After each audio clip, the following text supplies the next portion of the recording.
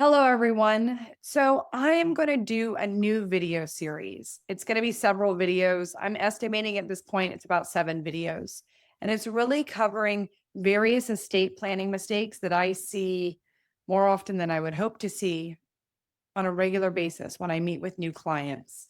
Some of these points you may have heard me cover if you've come to an event or if you're a client of mine, or if you get my newsletters. But I want to bring these to your attention because these mistakes can undo years of saving and sacrificing and other good planning that you did because of your failure to complete your planning by doing a good and comprehensive estate plan. Now, in fairness, I say estate plan, but some of these cross over into financial planning. And either way, both of these things, financial planning and estate planning, come together. And these are different planning aspects that your financial advisor should be discussing with you. Okay, so a failure to plan for these things actually puts all of your other planning and hard work at risk. Your wishes and intentions have to be clearly stated while you're competent and mentally acute, so that if you cannot speak for yourself at some point, those you love and trust can speak for you. So the first video is going to be about a will-based estate plan or no estate plan, and I'm going to talk about that. And I'm going to give examples of what I've seen because it's great to tell people that they need a will, but this is almost an undercut to our estate planning 101 webinar that we do often. And then I'm going to do another video on the unfunded revocable living trust because I see that a lot more than I would like to admit. And it breaks my heart. People pay all this money for this trust and then they don't fund it. Okay. I'm going to do another video on exposing assets from care costs, assets that are left out there because someone didn't plan for care later in life.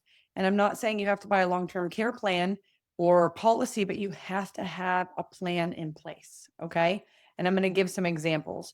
And it really talks about why you should include your financial advisor and your estate planning attorney when your care needs change or your health changes or your spouse health changes, because there's really good planning that can be done so those assets don't have to be at risk. Okay, I'm going to do another video. We'll call it number 4 on assets distributed outright to beneficiaries.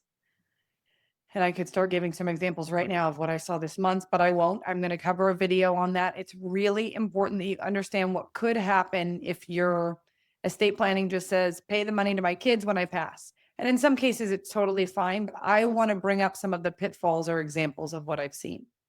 Another video I'm going to do, we'll call it number 5, is family members as successor trustees. And I'm going to talk about the benefits, but I'm going to also talk about some of the risks and things I've seen and considerations that you should sort of take into account. And then I'm going to do one on outdated beneficiary designations, which I cannot overstate.